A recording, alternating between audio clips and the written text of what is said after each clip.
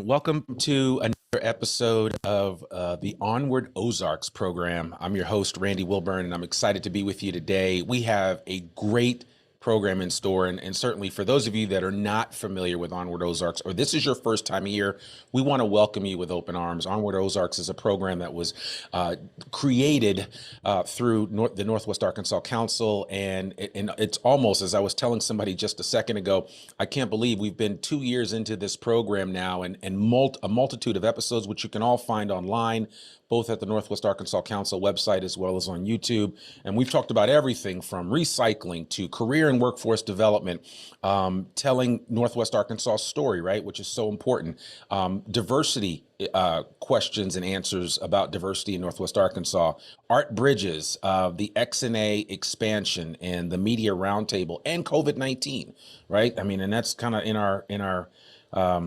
rear view mirror for most of us, except for a few, but we're hanging out as far as that's concerned. But today we have a really special episode, and I'm excited to share this one because this is actually something that I've always wondered about when it came to Northwest Arkansas. And so we wanted to kind of take a moment to go behind the scenes to learn what it takes to book the region's top shows, musical acts, including the P&G Broadway Series at Walton Arts Center, the Cox Concert Series at the Walmart AMP, and FreshGrass at the Momentary. And so today we're going to, kind of come up with some questions, and we're going to hear from several of the leaders in our community that are running those specific venues and the work that they have to do behind the scenes to bring you some of the best and brightest and most talented acts to Northwest Arkansas. So, and I know some of you are thinking there are acts that you want to see come here, and we had Garth Brooks at the stadium last year, and we hope to see more events like that. But we're going to get into it today, and we'll see what happens. So, Crystal Bridges, the arts community in Benton and Washington counties, had $131 million economic impact on the region. And by 2015, that estimate had tripled from just 5 years earlier when Crystal Bridges opened. And so we have every reason to believe that venues like this, the impact of these venues is going to be far greater today. And there is a study that's in the works, and it should come out very soon, that's going to be able to reveal those numbers to us. And so it's going to be exciting to learn more about it. And after its opening in April of 1992, the Walton Arts Center was widely recognized as the cornerstone to what became the popular Dixon Street Entertainment District. And it, along with Theater Squared and George's Majestic Lounge, remain centerpieces of what's happening in the entertainment district today. And the other thing to think about is that the Walmart AMP, it opened in 2014. It isn't that old. Some people that are just moving here think that thing's been around for years. It really hasn't been. And so the city of Rogers has experienced a sales tax revenue growth from 31.1 million a year when the Walmart AMP opened, and now the AMP is one of the contributing factors to seeing that tax revenue growth go up to $55.7 million in 2022.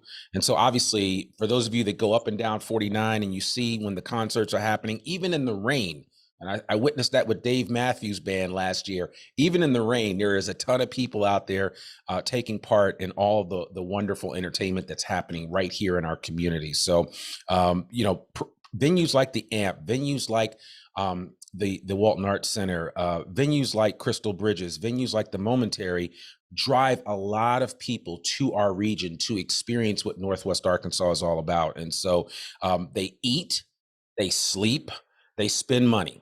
And all of those are important aspects of growing a region in an area. And so we're going to talk about that today and get into the specifics of it. And of course, we can't forget Crystal Bridges and the Momentary, two of our largest attractions here in Northwest Arkansas.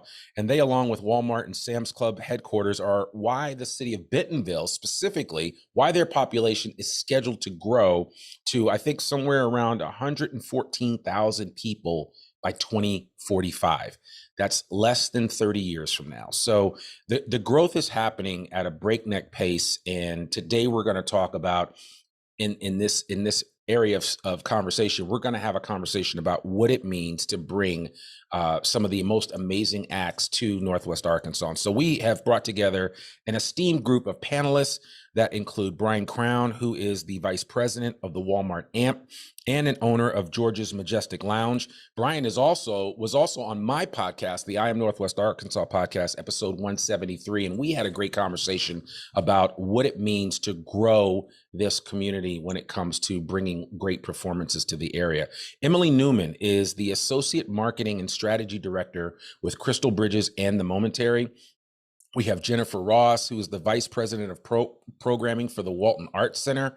And we have Joe Thompson, who is the interim director of the Momentary. And so we have assembled a really, really solid list of folks that are going to share with us today. And so I'm excited for all of these guys, and I really appreciate you all being here. And so we can go ahead and get it started. One of the things that the questions that we wanted to do, and this is for all the panelists, so you guys can kind of chime in. When you look at our arts and entertainment venues, what challenges do they collectively face? And are those challenges ones that can be addressed? And so I'd love to hear from you guys. And I'll start, Emily, I'll start with you. Thanks, Randy. And hi, everyone. Great to be here. I'd say probably one of the biggest challenges we're seeing, but also a great opportunity is scheduling to not oversaturate our market or monopolize ourselves and our audience with having too many offerings. But at the same time, the pace that our city is growing, we need to have many more offerings and a wide variety of them. And so it's kind of, like I said, it's double-sided there, but it's one of those things that we daily talk about when we look at bringing acts in, is just like, what are those big events happening? What can't we schedule over? Where are those gaps that we can fill in? And who would be those right artists to bring to Northwest Arkansas? Yeah. Brian, do you want to add to that? Sure.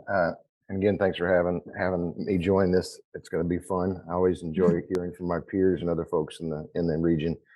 I would dovetail off what Emily said.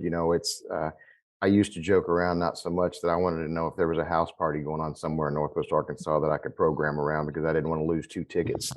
But we're blessed with this monstrous growth in the region. Northwest Arkansas as a whole is really, the last 5 to 10 years, has been put on the map nationally and internationally in the industry. So we're blessed to have these opportunities.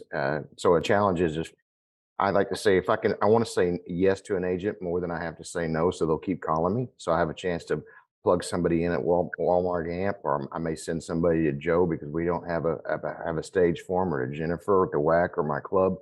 But that, to me, that's a good problem to have. We're being fed this healthy diet of diverse offerings in all sorts of performance art.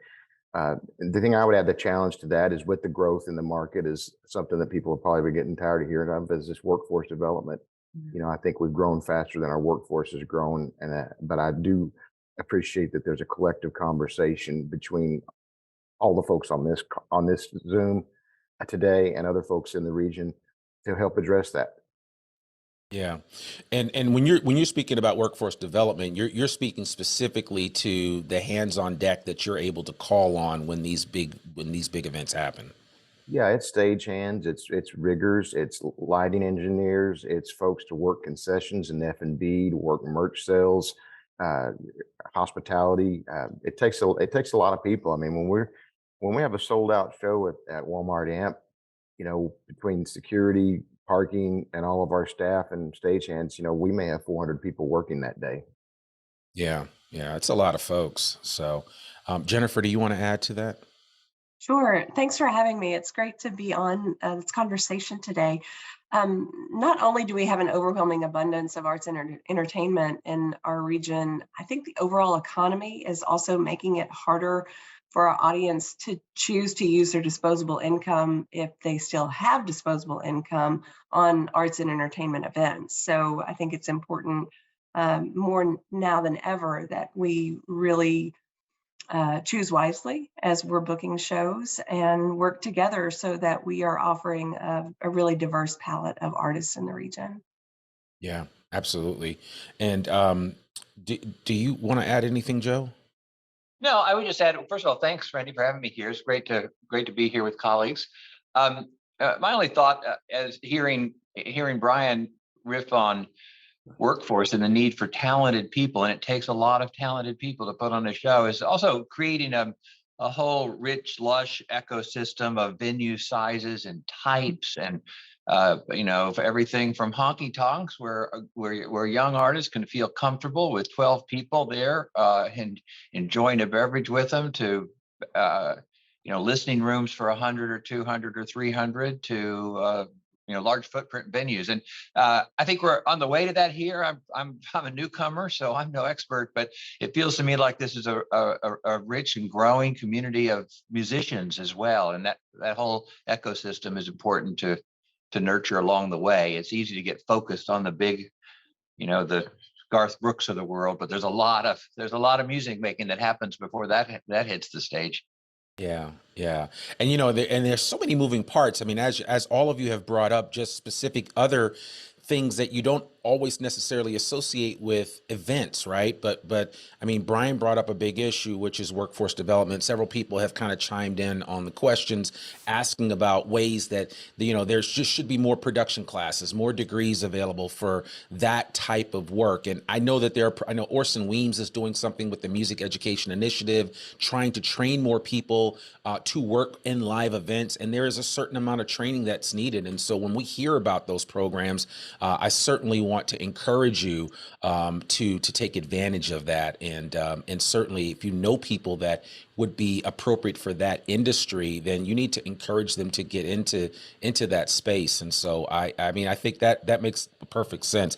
I want to go on to this because I know this is a question, and we'll get back to some of these other questions. What's the hardest part of scheduling performances, and what makes you nervous the most, and what makes you jump for joy when it comes to bringing the acts that you try to bring to Northwest Arkansas? And Emily, I'm going to start with you because you guys brought in one of my favorite groups. One of the best bands I've ever seen is The Roots. They're a band, but they're also a rap group. And I saw them at Bimbo's 365 in San Francisco many years ago. I don't want to date myself, but they are one of the greatest live performance groups out there. And you guys have brought them here. I should say both you and Joe have brought them here to the Momentary in April. I can't wait for that. But just could you answer that question? What is the hardest part of trying to schedule groups like The Roots and others? And what makes you really nervous, and what gets you excited about that process? Yeah, I think, and I'm going to allow Joe to kind of speak to this too, because he's a little bit more closer than I am. But hearing that and working with those who are programming and scheduling these performances, I've learned a lot about like radius caps and like where artists can and can't tour based on where they're playing. And I'm from the marketing side, I'm really excited when we can have an artist come that also isn't playing in a surrounding region, because we can draw those people into Northwest Arkansas instead of them opting to see them in Tulsa per se. They're making that drive here to Northwest Arkansas. And then, so that's what gets me really excited. And I've learned a lot about that process from working with the Momentary over the past 4 years. But Joe, I don't know if you want to speak a little about like the actual scheduling part from your side of it. Randy, what makes me nervous? Everything. It's a 3D chess game. If you just imagine this universe of talented beings, unbelievably talented souls out there circling across literally the globe, and their agents and bookers and our schedule, and looking, as Brian said, we're looking over our shoulder to make sure we're not making bad programming or calendaring mistakes. The economics are I know that people can do the math in their head, and you start multiplying numbers like 4,000 times numbers like $80 or 90, and it seems like just an infinity of money, but it goes fast, and it's really these things are they're big, complicated mechanisms with surprisingly thin margins to them, and we all want to bring a great show, and hopefully survive with a little skin on our back. So it's a complicated algorithm for sure. Yeah, absolutely. Absolutely. Jennifer, how do you feel about that? Well, scheduling is sort of one of the major problems that we have. And one of the hardest things is scheduling around all the regional events that we have. Football, some of the big local galas, spring break. I mean, spring break, everybody goes on spring break at the same time. So booking something during spring break makes absolutely no sense. But I also see trends really early in the booking process where artists tend to like all glom up in November or February. And so all of a sudden I've got 5 different artists looking at the same weekend in November.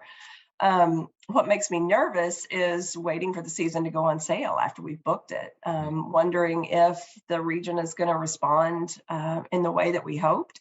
And what really makes me jump for joy is an unexpected sellout or a show that really overperforms what we thought it did. You know, we budgeted for it to sell 600 tickets and it sells 1,000. Those are really unexpected and fun things to happen on our side. Oh, absolutely. Absolutely. Well, listen, and I would ask Brian the same question. I think I know what his answer is on that, but I want to ask him this next question, which is what is Northwest Arkansas really good at when it comes to the arts and entertainment programming, Brian? Because you've had a lot of experience with this. Before I answer that, I want to let Joe know I'm going to plagiarize his 3D chess game description of what we do. It was very descriptive and spot on. Boy, what does Northwest Arkansas do well? In my 30 plus years in Northwest Arkansas, working at many levels of the industry, you know, from being the performer to being the guy that helps produce and promote, I think Northwest Arkansas has been good at being open-minded and really supporting new and different art forms. You know, I used to tell people, I'd remind them when I was a musician, I guess I still am technically, you know, I'm an artist too, you know, and it's but I think Northwest Arkansas has been just really open to supporting and, you know, and it's fun when you discover a new artist. And I'm glad that Joe mentioned the ecosystem as a whole. It's critical. We always need to be cultivating new artists and providing those venues for them to play and bring their art and turn their friends into fans and fans into folks that'll buy tickets. So may not be the answer you wanted, but I think Northwest Arkansas as a whole has been supportive and it continues to be. And that's one of the things that excites me about, you know, still being in this industry. Yeah. I want to, can I? Sure, please help yourself. You're muted, Joe. You're muted. Joe, you're muted. He's very eloquent when he's muted. He is, yes. I wish he's muted. Did I scratch out? Yeah, you muted yourself. Go ahead, Sorry. Joe. I just wanted to thump the table and say here to that. I learned a lesson about Northwest Arkansas right off the bat early last summer. We booked Craftwork, an experimental, rather innovative, sort of insiders band, and I think Old Crow Medicine Show at the same time. I thought Old Crow, being right down the Northwest Arkansas strike zone, would just outsell it 3-1. Not true. This community is interested in all kinds of music, and sometimes the further to the edge of the radar, the better. It's been really delightful to witness the openness and people's curiosity about music. Okay. Thank you for sharing that.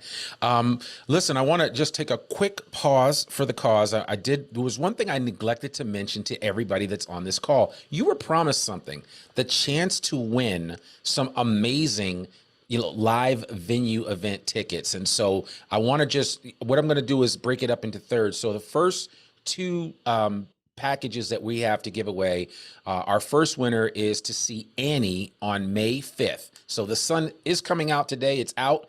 It will come out on May 5th for this special winner at the Walton Arts Center. Annie is at the Walton Arts Center on May 5th and May 6th. And the winner is Carter Malloy. And I think this is the same Carter Malloy from Acre Trader. So congratulations, Carter. And I know you have some family to take with you to see Annie. I hope you enjoy that.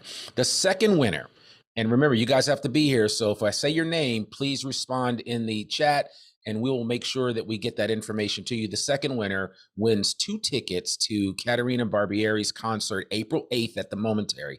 Caterina Barbieri is an Italian composer and musician currently based in Milano, and her work explores the psychophysical effects of repetition and pattern-based operations in music by investigating the polyphonic and polyrhythmic potential of sequencers to draw complex geometries in time and space. Did you catch that? All right. Well, the winner is Ariel Husband. So Ariel, congratulations. I really, I hope you enjoy this. And certainly if any of you want to take an, if you need a +1, holler at your boy.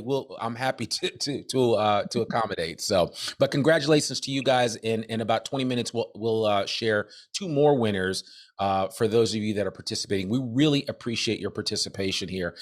Listen, a question has actually come up, and it's something that kind of leads into this question that we have, and this was for all panelists, and that is, do people understand how much goes into getting a performance to move from an idea to an actual performance in Northwest Arkansas? Do you guys collectively, do you think that everybody fully understands the amount of work that goes on behind the scenes to actually make a performance happen here in Northwest Arkansas?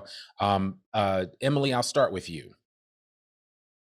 I'd say probably not, because working so closely with our team at Crystal Bridges and the Momentary, I'd say I don't even still understand some of the nuances that go into it. And I know when I talk to friends and family or people within the community, it kind of boggles their mind of all the layers and nuances that go into it. I think that's with a lot of different industries, but I think there's certainly a lot to learn when it comes to performance and music and that whole world and what goes into it, from booking the performances to putting the show on to marketing these types of programs, because it's just so different than other other entertainment venues that you can have or experience here in Northwest Arkansas, or really in the country. My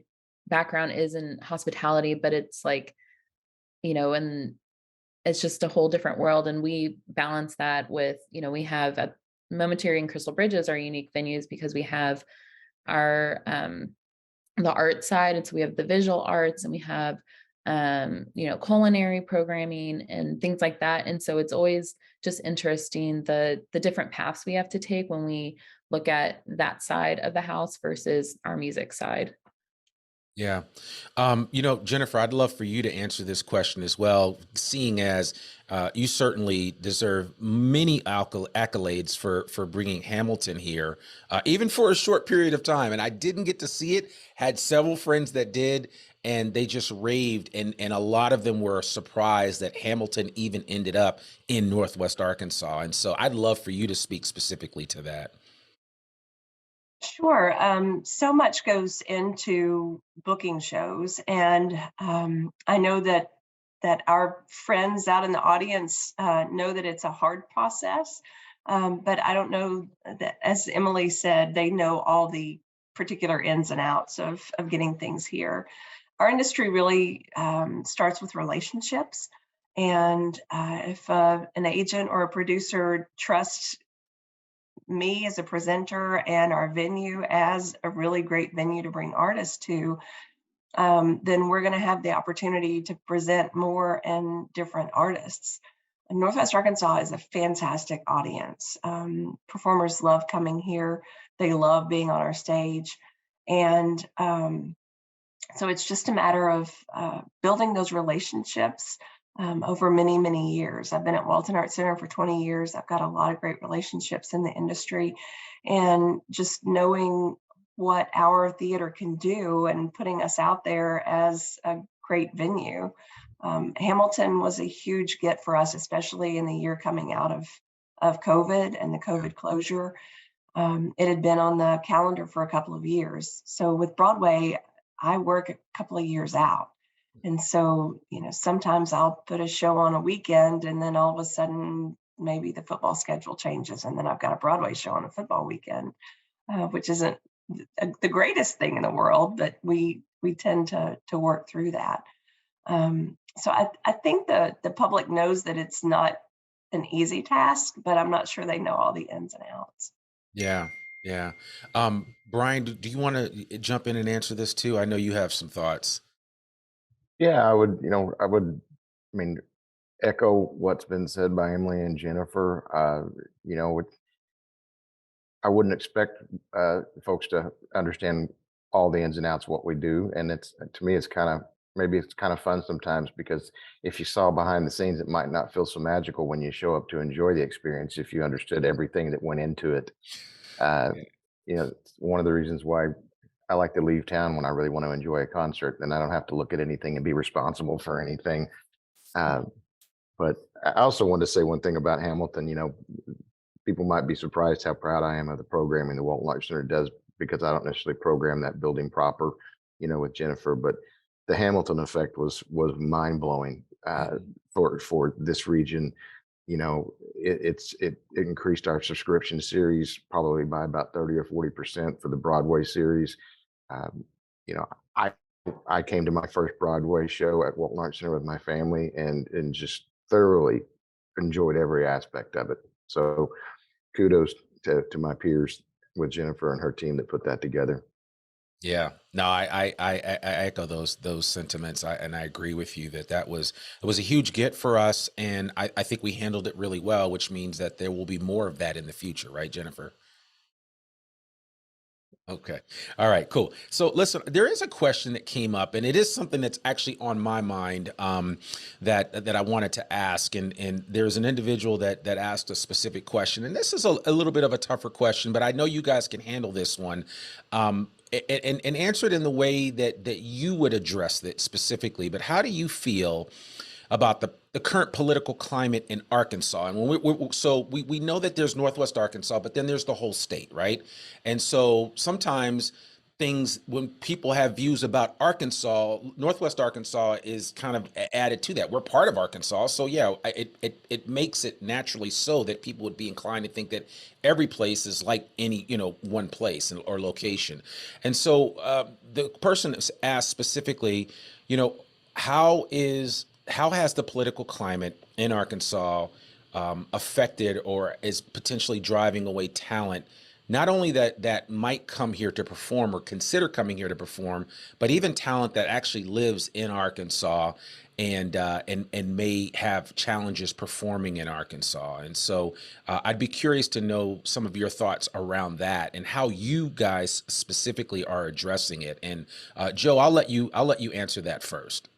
Yeah, we haven't witnessed it in terms of artists stiff-arming us because of some perceived political pushback. We have not yet had that happen. I worry about it. I do. I think that when when the government begins regulating who is what, I think that's a very tricky bit of business. And defining who has what and whose identities. It really deeply troubles me, both as a person and as somebody who's a professional programmer involved with bringing creative people in close contact with the audiences of the world.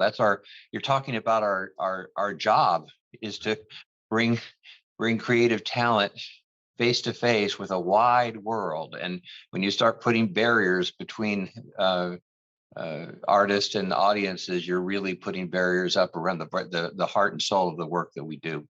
Yeah, I appreciate you sharing that. Emily, do you want to chime in and add to that? Yeah, I'd echo a little what Joe says. It really, I think, at times could limit some of the artistry that we see, and then I see it a little bit more even in travelers who are looking of where to go, and I think certain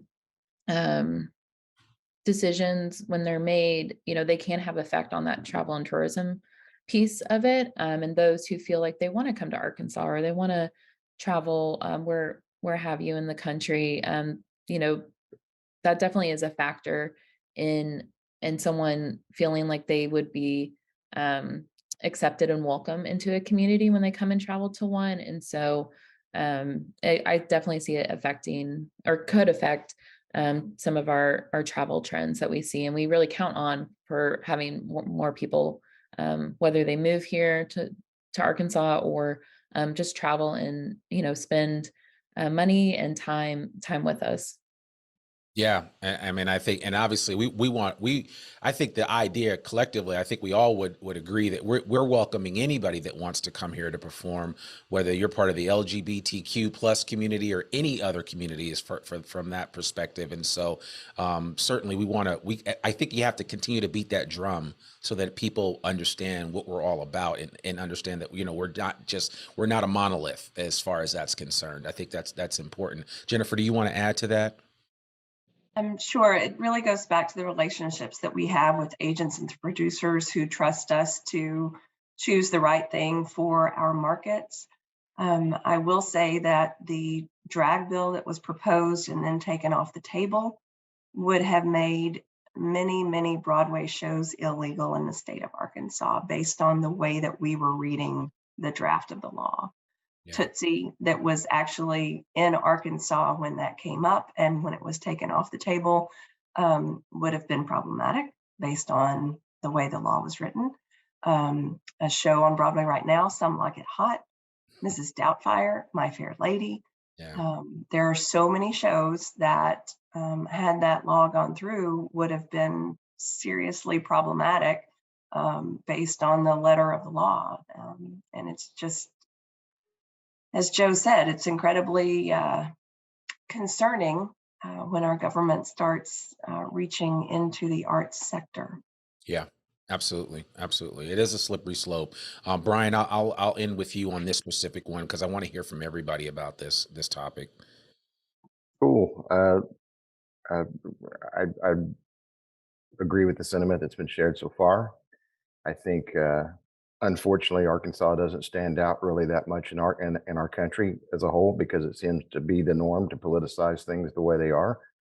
Uh, you know, that said, one of the things that I've not seen a challenge in programming because somebody says, I don't want to come to Arkansas.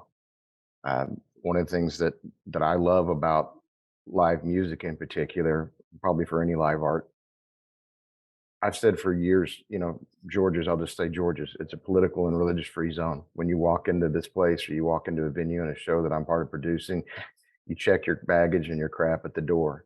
I mean, I've actually told people to quit talking about some stuff in my venue, or they could leave, because live music is an escape from reality and it's therapeutic. Yeah. And you can stand next to somebody that you would never vote the same. You might not go to the same church. You might not agree with, but you all say, you know what? I dig that artist that's on stage. And, you know, so I've not seen a challenge, and it saddens me that this country is so divided. But I hope that, you know, some of the work that we do reminds people of what we have in common more than why we're different. Yeah. Amen to that. And honestly, I believe it's dialogue just like what we're having here right now, which moves the needle forward, right? Where we all start realizing that, yeah, whatever issues or baggage I bring to the table, I need to kind of leave it there. Especially when we're coming together to celebrate music, to celebrate the intense personalization of how music impacts each and every one of us in a different way, how the arts impact each and every one of us in a different way. And so we need to be able to create space for all of us to enjoy it. And so, yeah, so that's great. I want to bring up, we've got a third and a fourth winner for this before I go on to some more great questions that we have.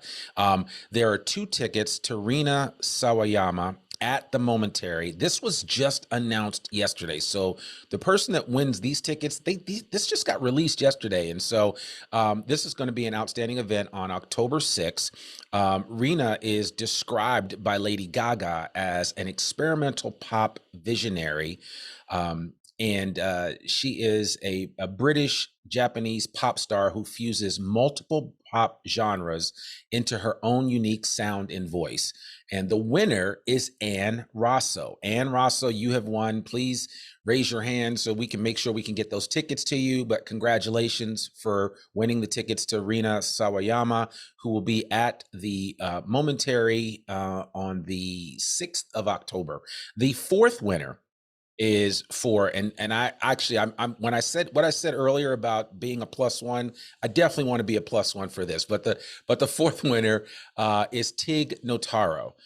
She will be here June 23rd. There are 2 tickets for this individual. Rolling Stone in 2017 named Tig Notaro one of the 50 best stand-up comics of all time. 50 best. All right.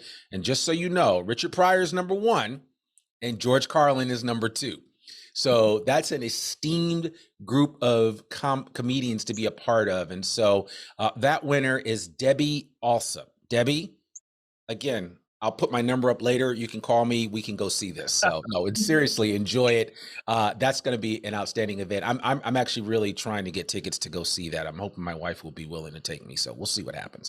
But anyway, congratulations to you guys, and I hope you guys enjoy those events. And so we still have a few more tickets. So please hang tight all the way to the end. We've got our biggest tickets to give away, and we will definitely do that. So I want to go into some of the general specific questions that we have for some of our panelists. And I'm gonna kind of jump around and do this, but the first one is for Brian. We just heard from him, but as the vice president of Walmart AMP and the owner of George's Majestic Lounge, Brian, when you look at this year's Walmart AMP lineup, what's the biggest win? And by that specifically, I mean, if we put a bunch of concert promoters together to talk shop, you guys are just chopping it up around the table, which show are you most likely to brag about? That's a good one. I have 2 shows, but the one that rises to the top is the Foo Fighters this year. That's just a massive get for our market, and it speaks to what Jennifer said about the relationships and trust you build in the industry. For us to be, I believe, one of only 3 non-festival dates that they've announced in the United States is amazing that they're coming to Northwest Arkansas.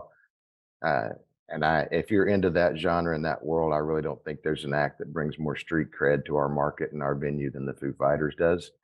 And right behind that one would be Eric Church for me personally this year. I've been chasing him for about 6 or 7 years, and he rarely goes outdoors. And I remember when he played George's many, many years ago after he got kicked off the Rascal Flatts tour. So it's going to be fun to have him back to a sold out show with us. I think he's a very talented, diverse artist that blends country and Americana. Yeah, that's very cool. Emily, would you like to add to that? Yeah, I think, well, you said one of them. I think we have 2 really big shows for our Live on the Green concert series, which is The Roots, kicking it off here in April, and Wu-Tang Clan in October. I think those are 2 of our 3 and now announced shows that really excited for and should be anticipated to be our largest shows as well, with selling out at 5,000. So really excited for those concerts. And then the return of our FreshGrass Music Festival this May. That holds a close to my heart because it's one of the first projects I've worked on here.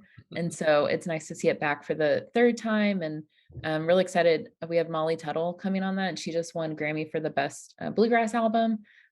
So excited for those concerts and the more to come as we announce them. Yeah, listen, when I heard Wu-Tang was coming, I had to call all of my friends from back east. And they were like, Wu-Tang's coming to Arkansas? And I'm like, listen, man, you don't understand what we are doing here in Northwest Arkansas. So every time you guys bring in some of these this amazing talent, I'm able to share with my friends. They're like, well, maybe I need to come visit you and see what's really going on. So we'll see what's going on. I appreciate you sharing that. Thank you so much. Brian, this is a follow-up question that I have for you. Do you already know some of the concerts? Like, how far in advance are you scheduling out? Like, are we into 2025, 2026 in terms of thinking about people that you'd like to come that might come to Northwest Arkansas? Or are you hearing from different acts like saying, hey, we're going to be taking a tour out and we'd like to have your place as a stop that far in advance? How does that work? Well, I think I've joked with Jennifer before. I'm kind of envious sometimes of how she books Broadway 2 years out. I'm holding a few dates next year for artists, nothing that's confirmed by any means. And in my world of, well, I'll call this rock and roll, it's anywhere from 2 months to 12 to 16 months out where I'll land stuff. Like last year, we ended up landing the Chicks for the fall in October at that Walmart AMP, and that dropped on our lap in mid to late August.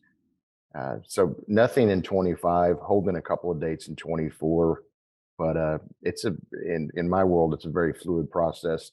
It's about availability. Sometimes, you're fortunate to plan a little bit further out, but I'd say anywhere from 3 to 12 months out is generally my programming cycle. I mean, Yeah. I'm always thinking about, hey, I ask everybody, tell me who you'd like to see come to Northwest Arkansas at any level, because they help me look like I'm still relevant and know about a bunch of artists that I never heard of until they educated me. So always thinking about stuff that we want to bring, but actually holding and landing shows 3 to 12 months generally. Yeah, no. And I remember when we had our conversation and you were sharing some really interesting stories about Taylor Swift, which we don't have time to get into right now. But I mean, I know that you are constantly out there beating the bushes and making connections with people even before they become somebody. So I think that aspect of your role and your ability to build those strong relationships benefit this region 100%. So I want to thank you for that. So I have a question for Emily. What is the best marketing tool for Crystal Bridges in the Momentary? Is it traditional advertising, social media, influencers, traditional PR pitching, or something else, and why?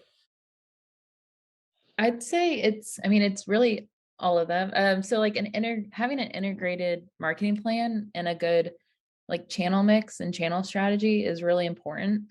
People see over 1,200 messages in a day, and so having a layering approach really helps reinforce it. We really see, I think, the most return when we through digital advertising and out of home, which is like the billboards that you see. So when someone sees billboard while they're driving, and then they see a digital, an ad on their social media, they're more likely to remember us, see us, and book that ticket. And then I think really besides those two, it's what we like to call first party data. So that's really like our own database. So our current subscribers, members, it's really great to build up that base because that allows you to directly email them, and we can see, we can pull that lever a little bit more and directly message them when a concert's out versus that mass pitch through PR. And so for direct tickets, I'll go back and just say, I think email is a great tool and digital, but then to really get those numbers that we need to see up in the thousands to come attend to our concerts, it's layering that in with more. So it's a little bit of everything. There's not just one thing that does the trick and gets you all those 5,000 tickets sold. Yeah. Are you guys also able to track those that are members of Crystal Bridges and the Momentary that make recommendations or referrals to their friends to come? Because I mean, I know that I'm a member with you guys, and I share whenever I hear about an event, I always share with somebody else. Is that even trackable for you guys? Yeah, we can share. We can see when you share it, like through social media, or I think that's the biggest tool we can. But then with digital marketing, sometimes it can, I'll just be honest, it can be a little creepy because we can create audiences based on our database, and then we can go a step further, and it's like lookalike, so other people who like it, or people who are friends with people who have engaged with us. So there's a lot we can do when we look at that.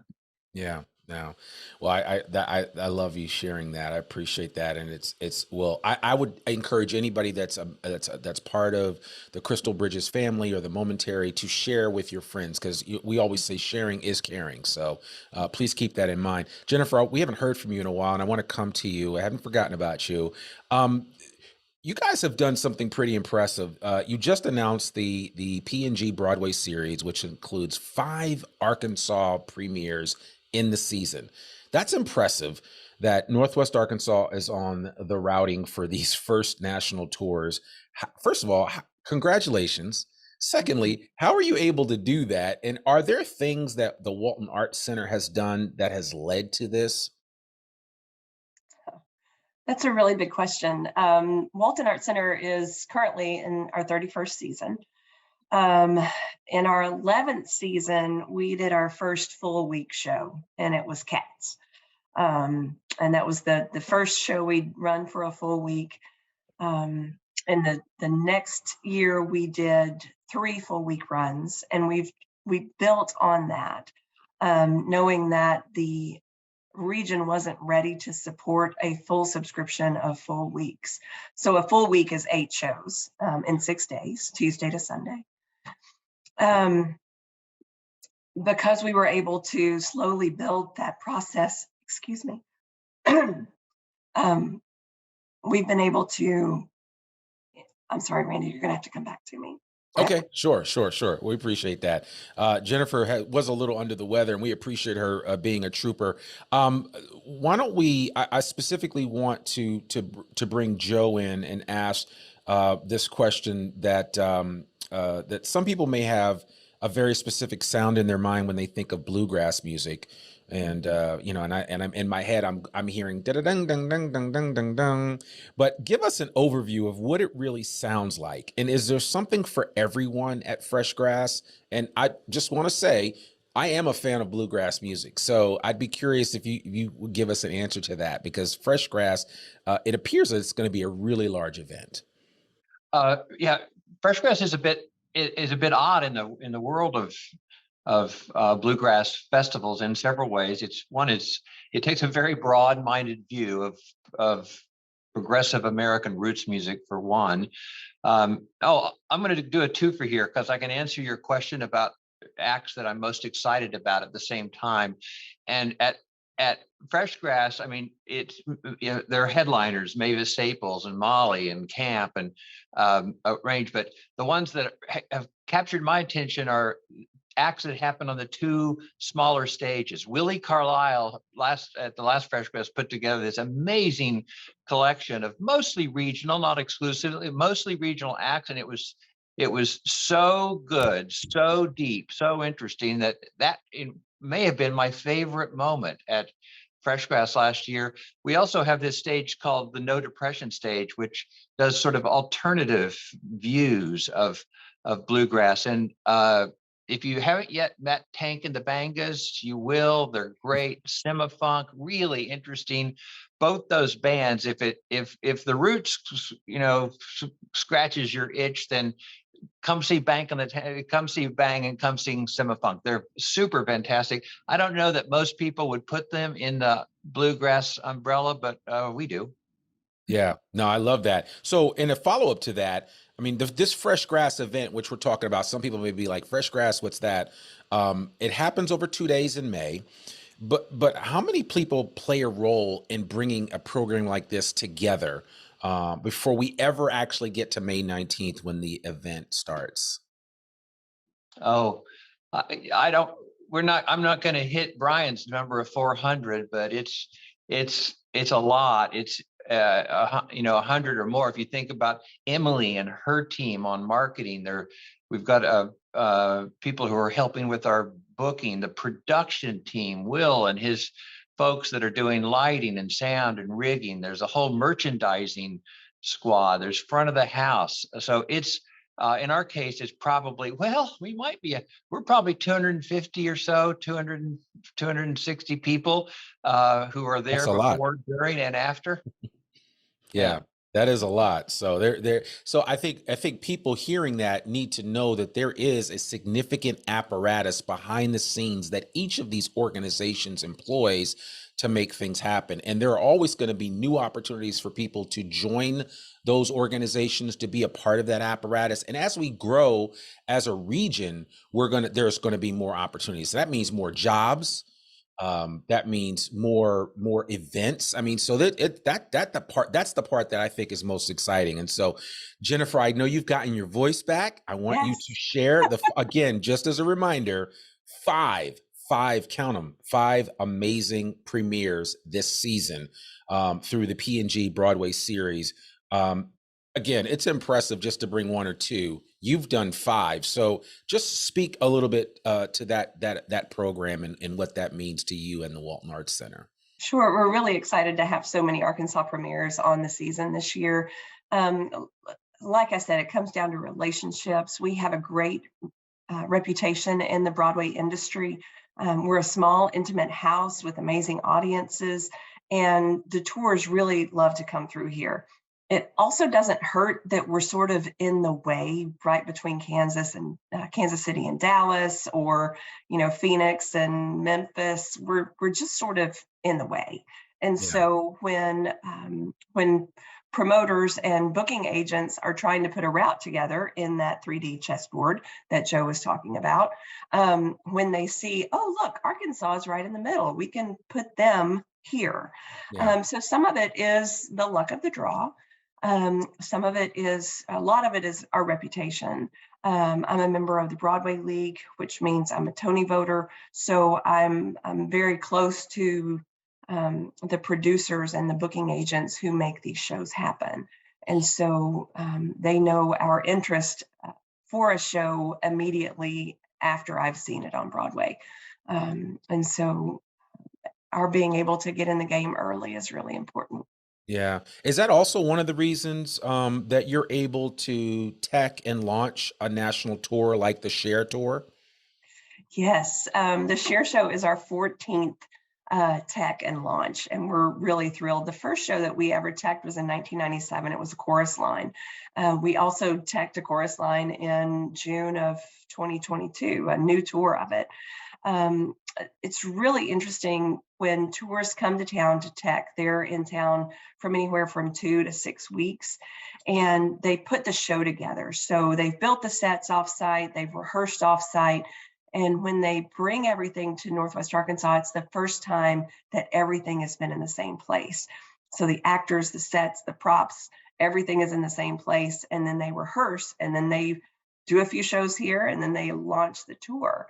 It's really exciting. Economically, a tour launch can bring anywhere from 60 to 80 company members and creatives to town, again, from 2 to 6 weeks. And all those people spend an average of $40 a day on food, plus they stay in our hotels, they fly in and out of X&A.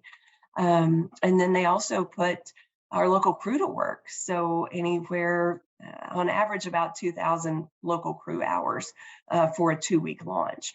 And so the launches that we're able to do are hugely beneficial economically to our region, but also it's just fun to know that you're at the beginning stages of a tour. And the Share Show has not been out. It ended on Broadway right as the pandemic happened, and it never went out on tour. It's a great show. It's really fun. So we're thrilled to be launching it from Walton Arts Center. That's very cool. So as I hear you describe and talk about this whole tech and going through the launch, it's almost like spring training in baseball and the economic impact that has for, Bradenton and all these towns in Florida that are kind of quiet. And then everybody descends upon them at late February, early March for a quick window. And then, the season starts. So I think that's exciting. I appreciate you sharing that and giving us some clarity on that. All right. So I have 2 more winners as promised. The 5th winner is Sam Hunt. August 20th, Sam Hunt will be here in Northwest Arkansas. We have 2 seated tickets. Most people would know Sam Hunt's hits Body Like a Back Road and House Party. That winner is Amy Drummond. Amy Drummond, you have the winner for the tickets for Sam Hunt on August 20th. And then the sixth winner and final group of tickets that we have to give away are a two-day FreshGrass passes for May 19th and 20th. We just talked about it with Joe.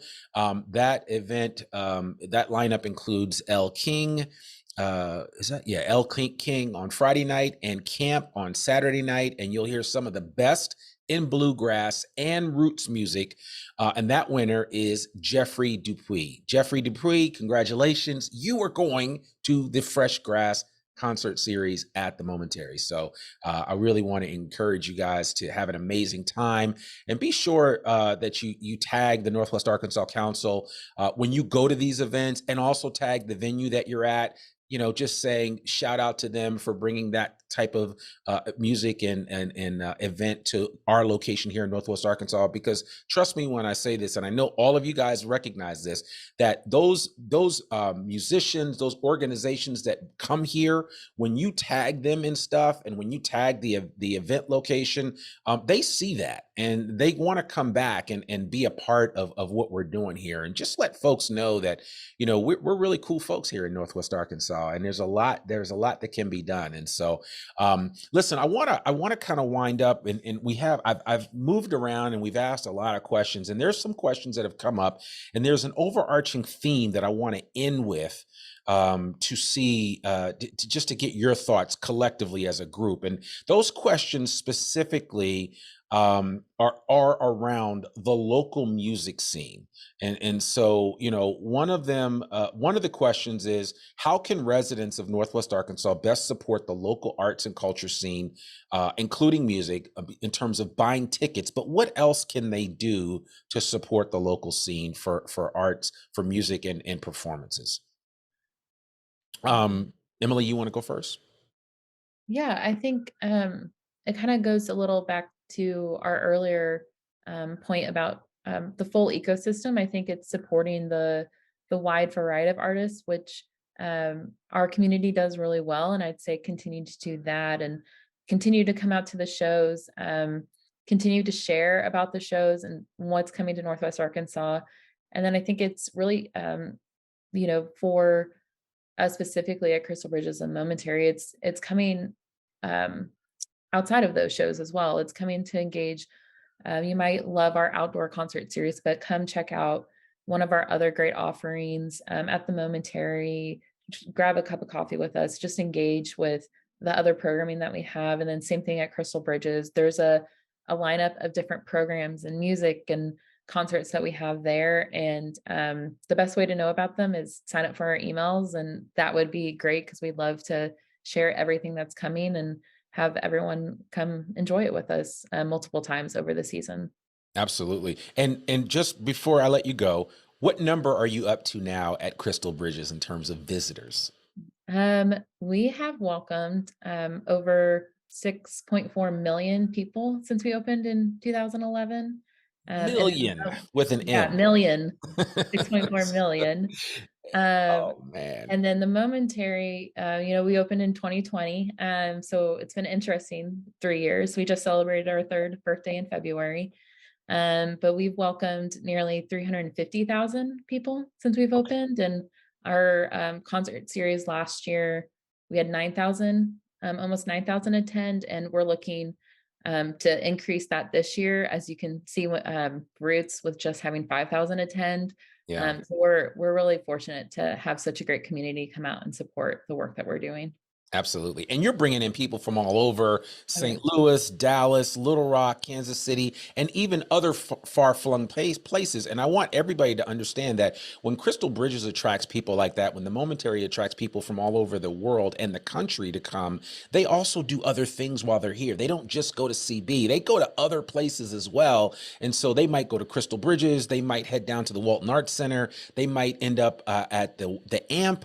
There's just a lot of options. Or they might end up at a very small hole in the wall place that has amazing music. And so, there is that spillover effect that all of these different venues offer to even the smaller programming that's available here in Northwest Arkansas. And so I think it's incumbent upon all of us to figure out ways that we can tie in to what these larger organizations are doing and figure out ways that we can collaborate, right? Because I say this all the time on my podcast, Northwest Arkansas is one of the most collaborative environments that I've ever been in.